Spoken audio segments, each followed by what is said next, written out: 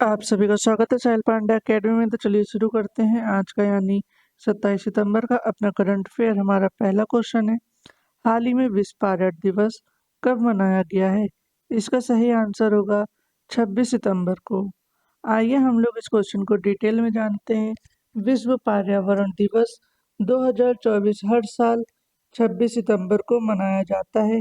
यह इस बात पर जोर देता है कि कचरा प्रबंधन, प्रदूषण नियंत्रण, स्वच्छ हवा, पानी और अच्छी स्वच्छता सहित महत्वपूर्ण चिंताओं से निपटकर एक सुरक्षित और स्वस्थ वातावरण बनाना कितना महत्वपूर्ण है। हमारा अगला क्वेश्चन है, हाल ही में किस केंद्रीय मंत्री ने वेब पोर्टल परिधि 24x25 और एआई टेक्सोनॉमी ई बुक का शुभारंभ किया है? इसका सही आंसर होगा गिरिराज सिंह। आइए हम लोग इसको डिटेल में जानते हैं। केंद्रीय वस्त्र मंत्री श्री गिरिराज सिंह ने हाल ही में India specific fashion trend book vision west में एक द्विभाषीय वेब पोर्टल परिधि 24x25 और एआई टेक्सोनॉमी ई बुक का शुभारंभ किया। इस कार्यक्रम में फैशन, कपड़ा और खुदरा क्षेत्र के 150 से अधिक उद्योगपति के साथ विभिन्न शिल्प समूह के शिल्पकारों और बुनकारों ने भाग लिया है। हमारा अगला क्वेश्चन है, हाल ही में CSIR का 83वां स्थापना दिवस कब मनाया गया है? इसका सही आंसर होगा 26 सितंबर को। हमारा अगला क्वेश्चन है, हाल ही में SP ग्लोबल रेटिंग ने वित्त वर्ष 2024-25 में भारत की वृद्धि कितने प्रतिशत रहने का अनुमान लगाया है? इसका सही आंसर होगा 6.8%। हमारा अगला क्वेश्चन है, हाल ही में विदेश मंत्री एस जयशंकर ने कहा L69 और C10 राष्ट्र समूह की पहली संयुक्त मंत्री स्तरीय बैठक में कब भाग लिया है? इसका सही आंसर होगा न्यूयॉर्क।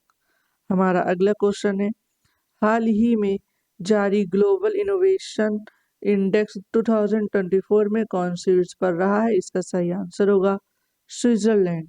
आइए हम लोग इस क्वेश्चन को डिटेल में जानते हैं। जिनेवा स्थित विश्व बौद्धिक संपदा संगठन की एक रिपोर्ट के अनुसार वैश्विक नवाचार सूचकांक GII 2024 रैंकिंग में 133 अर्थव्यवस्थाओं में से भारत एक स्थान ऊपर चढ़कर 39वें स्थान पर पहुंच गया है। पिछले वर्ष देश 40वें स्थान पर था। हमारा अगला क्वेश्चन है, हाल ही में कौन अगले वायुसेना उप प्रमुख नियुक्त हुए हैं? इसका सही आंसर होगा SP धारकर। आइए हम लोग इस क्वेश्चन को डिटेल में जानते हैं। एयर मार्शल SP धारकर को वायुसेना का अगला उप प्रमुख नियुक्त किया गया है। वह मौजूदा एयर मार्शल AP सिंह का स्थान लेंगे, जिन्हें अगले वायुसेना प्रमुख के रूप में नामित किया गया है। नए प्रमुख के कार्यभार संभालने के बाद SP धारकर अपनी नई नियुक्ति संभालेंगे। हमारा अगला क्वेश्चन है, हाल ही में कहाँ मेधावी छात्र को समर्थन प्रदान करने के लिए CM साथ योजना शुरू की गई है? इसका सही आंसर होगा त्रिपुरा। आइए हम लोग इस क्वेश्चन को डिटेल में जानते हैं।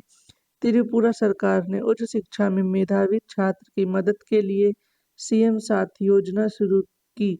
चुनाव पूर्व वादे को पूरा करते हुए त्रिपुरा के मुख्यमंत्री माणिक शाह ने सोमवार को उच्च शिक्षा के लिए मेधावी छात्रों को सहायता देने के लिए एक नई योजना CMSTH शुरू की है। हमारा अगला क्वेश्चन है, हाल ही में किसने उलान बाटर में IBSF वर्ल्ड 6 रेड चैंपियनशिप जीता है? इसका सही आंसर होगा कमल चावला। हमारा अगला क्वेश्चन है, हाल ही में कहाँ भारत का पहला कागज रहित चुनाव आयोजन किया गया है? इसका सही आंसर होगा मध्य प्रदेश। आइए हम लोग इस क्वेश्चन को डिटेल में जानते हैं। मध्य प्रदेश राज्य निर्वाचन आयोग ने भोपाल जिले के वेरिसिया विकास खंड के रतुआ रतनपुर ग्राम पंचायत में देश का पहला कागज रहित मतदान केंद्र स्थापित कर पंचायत उपचुनाव के ऐतिहासिक कदम उठाया है। मतदान केंद्र 295 पर हाल ही में हुए इस पेपरलेस मतदान के 84% लोगों ने अपने मताधिकार का प्रयोग किया। चुनाव अधिकारियों ने इस पहल को सफल बताते हुए इसे एक नई दिशा में उठाया गया कदम करार दिया है। हमारा अगला क्वेश्चन है, हाल ही में कहाँ शाह आलम स्टेडियम ध्वस्त कर दिया गया है? इसका सही आंसर होगा मलेशिया। आइए हम लोग इस क्वेश्चन को डिटेल में जानते हैं। मलेशिया का जाना माना शाह आलम स्टेडियम, जिसमें करीब 80,000 लोगों की क्षमता होती थी, सुरक्षा कारणों के और वर्षों के खराब रख रखाव के चलते ध्वस्त कर दिया गया। दुनिया के सबसे बड़े स्टेडियम में से एक था। शाह आलम स्टेडियम 2020 में असुरक्षित घोषित कर दिया गया था। हमारा अगला क्वेश्चन है, हाल ही में किसे ICC life time achievement award 2023 से सम्मानित किया गया है? इसका सही आंसर होगा दीपक सिंह मेहता। हमारा अगला क्वेश्चन है, हाल ही में जस्टिस सुरेश कुमार कैत किस राज्य के हाई कोर्ट के चीफ जस्टिस बने हैं? इसका सही आंसर होगा मध्य प्रदेश। आइए हम लोग इस क्वेश्चन को डिटेल में जानते हैं। मध्य प्रदेश हाई कोर्ट के नए चीफ जस्टिस के रूप में जस्टिस सुरेश कुमार कैत ने शपथ ली। मध्य प्रदेश के राज्यपाल मंगू भाई पटेल ने उन्हें शपथ दिलाई। जस्टिस सुरेश कुमार मध्य प्रदेश के 28वें चीफ जस्टिस बने। इस मौके पर राज्य के मुख्यमंत्री मोहन यादव भी मौजूद थे। हमारा अगला क्वेश्चन है, हाल ही में कौन सी राज्य सरकार फसलों को नुकसान पहुंचाने वाले नीलगाय और जंगली सूअरों को मारेगी? इसका सही आंसर होगा बिहार। आइए हम लोग इस क्वेश्चन को डिटेल में जानते हैं। बिहार सरकार ने मंगलवार यानी 24 सितंबर 2024 को नीलगाय और जंगली सूअरों के आतंक से निजात पाने के लिए उन्हें मारने की अनुमति देने का फैसला किया। राज्य के किसान सबसे ज्यादा परेशान नीलगाय और जंगली सूअरों के आतंक से हैं, जो बड़े पैमाने पर उनकी फसलों को नुकसान पहुंचाते हैं। आइए अब हम मिनी करंट अफेयर्स को और भी डिटेल्स में जानते हैं। हमारा पहला करंट अफेयर बन रहा है इंटरनेशनल से। आइए जानते हैं। वित्त मंत्री ने उज्बेकिस्तान के राष्ट्रपति शावकत मिर्जियोयेव से मुलाकात की है। वित्त मंत्री निर्मला सीतारमण ने बुधवार 25 सितंबर को उज्बेकिस्तान के राष्ट्रपति शौकत मिर्जियोयेव से मुलाकात की। इस दौरान फिनटेक, रिन्यूएबल एनर्जी और क्लाइमेट एक्शन जैसे क्षेत्रों में द्विपक्षीय संबंधों को मजबूत करने के तरीकों पर चर्चा हुई है। आइए हम लोग इसको डिटेल में जानते हैं। दोनों की मुलाकात एशियन इंफ्रास्ट्रक्चर इन्वेस्टमेंट बैंक के बोर्ड ऑफ गवर्नेंस की 9वीं वार्षिक बैठक के दौरान हुई है। भारत और उज्बेकिस्तान के बीच पर्यटन लगातार बढ़ रहा है। ऐसे में फिनटेक में सहयोग और cross border real time payment system पर चर्चा से स्टूडेंट्स, टूरिस्ट और बिजनेस सभी का फायदा होगा। एशियन इंफ्रास्ट्रक्चर इन्वेस्टमेंट बैंक एक बहुपक्षीय विकास बैंक है, जिसका उद्देश्य एशिया में सामाजिक आर्थिक परिणामों को बेहतर बनाना है। इसकी स्थापना AIIB आर्टिकल्स ऑफ एग्रीमेंट, जो 25 दिसंबर 2015 में लागू हुआ था, आर्टिफिशियल ऑफ एग्रीमेंट नामक एक बहुपक्षीय समझौते के जरिए की गई है। इसके 57 संस्थापक सदस्य थे।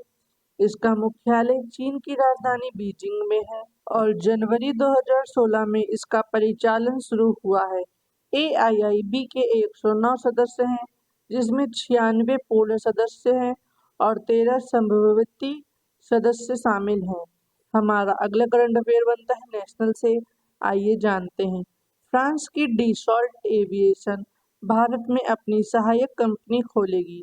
25 सितंबर को फ्रांस की डीसॉल्ट एविएशन ने भारत में Dassault aviation maintenance, repair and overhaul India को स्थापित करने की घोषणा की है।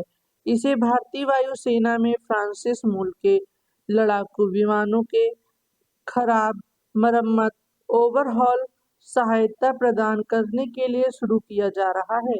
आइए हम लोग इसको डिटेल में जानते हैं। यह विशेष रूप से इसकी सैन्य गतिविधियों के मेंटेनेंस, रिपेयर और MRO के लिए समर्पित होगी। नई भारतीय कंपनी के मुख्य कार्यकारी अधिकारी भारतीय नागरिक और भारत में डीसॉल्ट के पुराने प्रतिनिधि पोसीना वेंकट राव होंगे। इसके अलावा भारतीय नौसेना के साथ 26 राफेल एम मरीन वेरिएंट के डील की बातचीत अंतिम चरण में है। हमारा अगला करंट अफेयर बनता है अपॉइंटमेंट से। आइए जानते हैं। एमपी में 28वें चीफ जस्टिस बने जस्टिस कैट। 25 सितंबर को जस्टिस सुरेश कुमार कैट ने मध्य प्रदेश के 28वें चीफ जस्टिस के तौर पर शपथ ली है।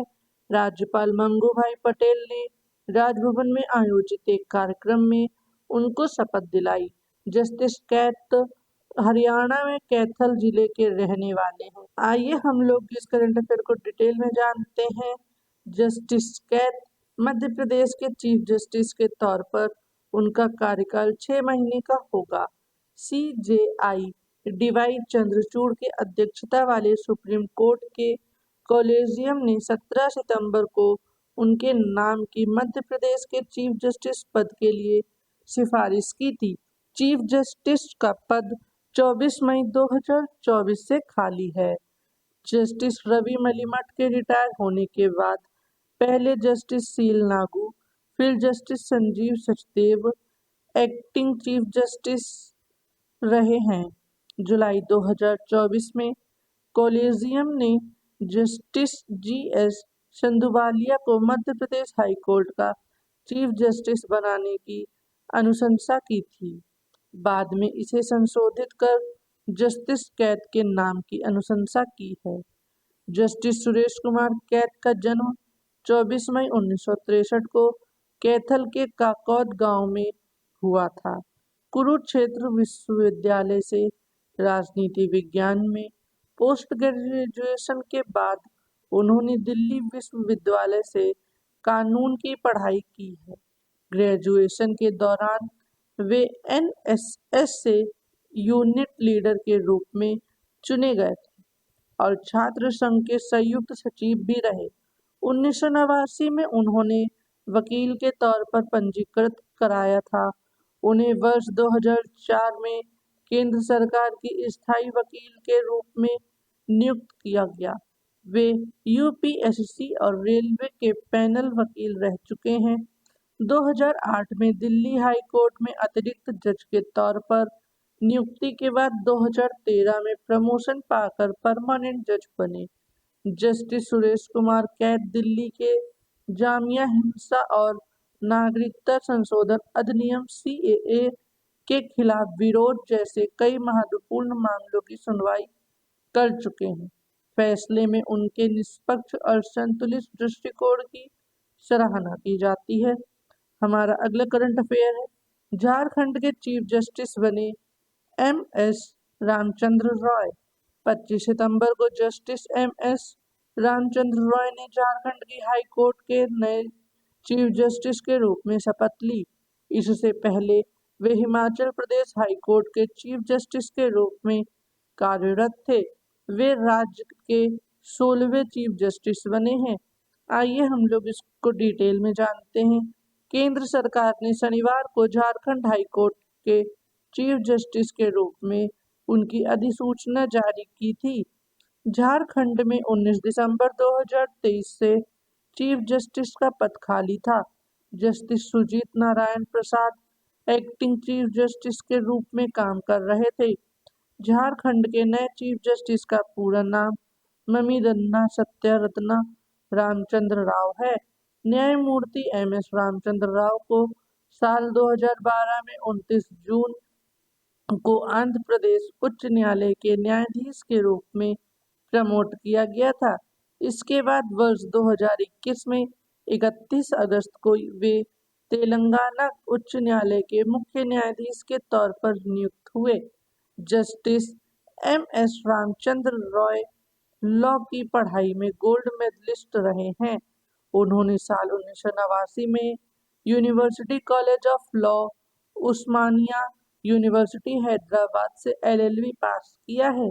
इस परीक्षा में सबसे अधिक अंक हासिल करने के लिए CVSS अर्चा उल्लू गोल्ड मेडल से सम्मानित किए गए थे। उन्होंने साल 1991 में कैम्ब्रिज यूनिवर्सिटी से LLB की डिग्री प्राप्त की थी। न्यायमूर्ति राव के पास सिविल लॉ, मध्यस्थता, कंपनी लॉ, प्रशासनिक और संवैधानिक कानून, श्रम और सेवा कानून के क्षेत्र में वकालत का अनुभव है। हमारा अगला करंट अफेयर बनता है नेशनल से। आइए जानते हैं। पैरासीटामोल सहित 53 दवाएं क्वालिटी टेस्ट में फेल। पैरासीटामोल सहित 53 दवाइयां भारत के ड्रग रेगुलेटर की ओर से किए गए क्वालिटी टेस्ट में फेल हो गईं। इनमें विटामिन, शुगर और ब्लड प्रेशर की दवाओं के अलावा एंटीबायोटिक्स भी शामिल हैं। देश की सबसे बड़ी drug regulatory body central drugs standard control organisation ने 25 सितंबर को इसकी लिस्ट जारी की है। हाँ, आइए हम लोग इसको डिटेल में जानते हैं। NSQ alert state drug officers की ओर से की जाने वाली रैंडम मंथली सैंपलिंग से जनरेट होते हैं। विटामिन सी और D3 tablet Celcal, vitamin B complex और vitamin C soft gel anti acid पेंडी, paracetamol tablet IP 500 mg, anti diabetic दवा ग्लिमपेराइड, हाई ब्लड प्रेशर की दवा टेलिमसल्टन समेत कई अन्य दवाएं उन 53 सबसे अधिक बिकने वाली दवाओं में शामिल हैं। बैन की गई दवाओं की लिस्ट में दौर और एंजाइटी में इस्तेमाल की जाने वाली क्लोनोजेपम टैबलेट, दर्द निवारक डिक्लोफेनेक, सांस की बीमारी के लिए इस्तेमाल होने वाली एब्रोक्सोल, एंटी फंगल फ्लूकोनाजोल और कुछ मल्टीविटामिन और कैल्शियम की गोलियां भी हैं। ये दवाएं hetero drugs, Alkem laboratories Hindustan antibiotics limited, Karnataka antibiotics and pharmaceuticals limited जैसी बड़ी कंपनियों द्वारा बनाई जाती हैं। पेट के इन्फेक्शन के लिए दिए जाने वाली दवा मेट्रोनिडाजोल भी इस जांच में फेल हो गई है, जिसे हिंदुस्तान एंटीबायोटिक्स लिमिटेड बनाती है। इस तरह टोरेंट फार्मास्यूटिकल्स की सेलकॉल टैबलेट्स की जांच में असफल रही। CDSCO ने 53 दवाओं की क्वालिटी टेस्ट किया था, लेकिन 48 दवाओं की ही सूची जारी की, क्योंकि 53 में से 5 दवाएं बनाने वाली कंपनियों ने कहा कि उनकी मेडिसिन नहीं है, बल्कि मार्केट में उनके नाम से नकली दवाइयाँ बेची जा रही हैं। तो इसी के साथ आज का हमारा करंट अफेयर खत्म होता है। वीडियो को लाइक करें, शेयर करें और सब्सक्राइब करना बिल्कुल ना भूलें। हम कल फिर मिलेंगे अपने डेली करंट अफेयर्स के साथ में।